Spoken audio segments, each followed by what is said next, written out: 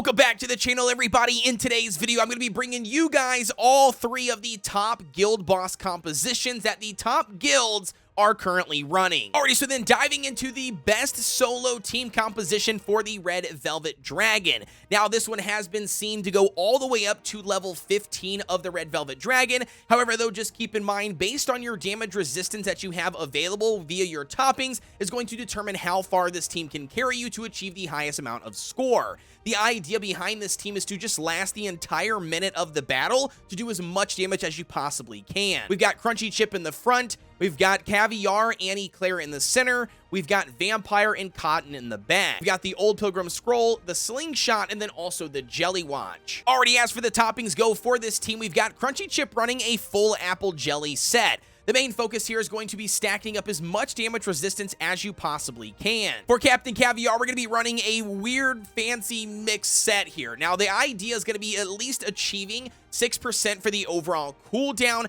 Outside of that, we want to stack up as much damage resistance as we possibly can. We could swap out the Searing Raspberry for another Solid Almond to add more damage resistance. Again, keep in mind, this team is designed to last the entire battle. Eclair Cookie's going to be running full Solid Almond set, again, stacking up as much damage resistance as you possibly can. However, we do have a minimum of 6% for the overall cooldown. For Cotton Cookie, we're going to be running full Swift Chocolate set once again, but however, we're going to be focusing this time on stacking as much damage resistance as we possibly can while still maintaining a good amount of cooldown. As you can see, we've got 22.6 for the CD and 21.2% for the overall damage resistance. And Vampire Cookie, once again, is going to be running a full Searing Raspberry set, just stacking up as much damage resistance as we possibly can muster while still maintaining a healthy amount of attack. Alrighty, so officially diving into the solo guild boss composition. We've got auto turned off, and we're going to utilize Cotton and Crunchy Chip immediately as soon as they are available.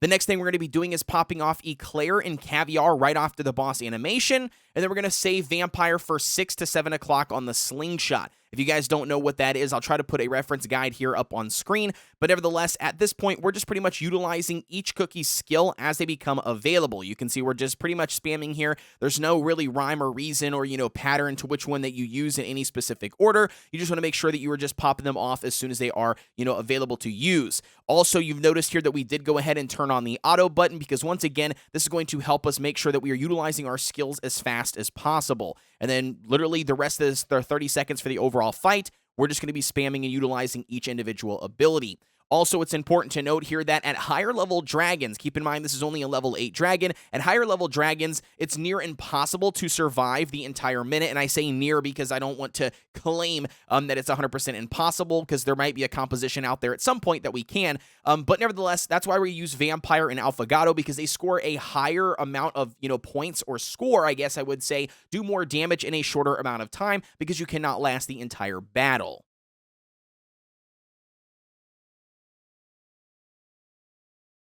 And there we go. So we essentially got, what, on that level 8? 66 million, dude. Alrighty, so then diving into the best team for the higher level dragons for the overall guild boss. We've got Dark Choco in the front, Eclair and Alphagato in the center, Vampire and Cotton in the back. For the three treasures, we've got the Old Pilgrim Scroll, the Scythe, and then also the Jelly Watch. As far as the overall toppings go for this team, we're going to be running Dark Choco on a mix set between Searing Raspberries and Apple Jellies. For this one, we do have a minimum of at least 7% for the overall cooldown. For Alphagato Cookie, we're once again running a mixed set here. No really minimums on anything. Just trying to get as much attack and crit percent as you possibly can, utilizing a mixed set. Eclair Cookie is going to be running a full Searing Raspberry build. The minimum here is going to be at least 3% for the overall cooldown. I would honestly focusing in on stacking the remaining into attack percent. And Cotton Cookie, as always for Guild Boss, is going to be running a full Swift Chocolate set. Again, focusing in on that 24.3% for the overall cooldown to make sure that the timings line up perfectly to take the hits from the boss. And then Vampire Cookie, obviously going to be stacking up Searing Raspberry. Their main focus is do as much damage as you possibly can.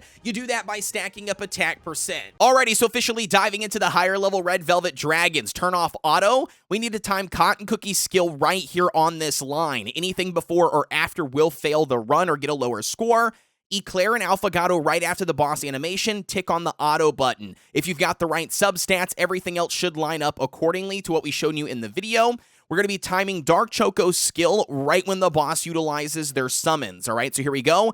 Boom, we queue up Eclair. We go ahead and pop off Alphagato manually. Queue up Vampire after Alphagato goes, and then we go ahead and run manually on Cotton. And then that's literally the entire run. You go ahead and let Vampire die. His revive with his magic candy will bring him back to life, and then that's pretty much the extent of the run. It only lasts about 37 seconds, and we got 25.5 million. Alrighty, so then officially diving into the best avatar comp right now. That's going to be Pomegranate Cookie in the front, Oyster and Squid Ink in the center, and then we've got Rye and Cherry Blossom. As far as the all three treasures, we've got the Old Pilgrim Scroll, the Robe, and then also the Jelly Watch. Alrighty, so for the overall toppings for this team, we've got Pomegranate running a full Swift Chocolate set. The main focus is achieving 24% for the overall cooldown, and then the rest of it, obviously, you can just get whatever you can get. Squid Ink Cookie's going to be running a full Searing Raspberry build. For this one, again, we've got a minimum cooldown of 5%. After that, I would really try to focus in on as much attack as you possibly can to aid in their overall damage. For Oyster Cookie, we're going to be running a full Swift Chocolate set. Again, the main focus is achieving the 24.3% for the overall cooldown to get all 4 of the soldiers. For Cherry Blossom, we're going to be running a full Apple Jelly set. This one here, we're going to be making sure we achieve 6% for the overall cooldown. Once again, the remaining amount, I would honestly stick in attack and then also crit percent. And then last but not least, we've got Rye Cookie running a full Searing Raspberry build. Again, stacking up as much attack as we possibly can. However, we want to make sure that we have between 3% and 4% for the overall cooldown. Alrighty, so officially diving into the Avatar of Destiny composition. Tick on auto right off the bat, and we're going to utilize Pomegranate Cookie right here on the pillar. After that, we're going to go ahead and pretty much just unload everything right after the boss animation. Squid, Oyster, Cherry Blossom, Rye Cookie, doesn't matter which order you pop it in realistically, you're just going to be hitting all 4 of the remaining skills after utilizing Pomegranate on that pillar line.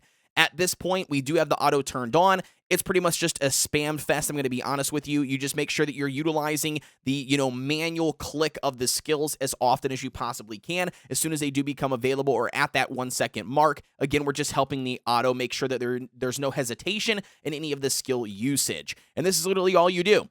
I mean, between all of the additional, hits that the cookies do, so everything from Oyster Soldiers to the extra slaps that Squid Ink gets, especially with the magic candy, all the additional damage that, Cherry Blossom does and Rye Cookie do, literally, this is going to be how this, method or strategy for the overall guild boss works. These pillars here, as you can see in the center, they take multiple hits, not necessarily a certain amount of damage. So you just want to make sure you're running cookies like these here that are doing a lot more, additional damage. And again, that's going to be pretty much it. Spamming the individual abilities, making sure you time Pomegranate perfectly.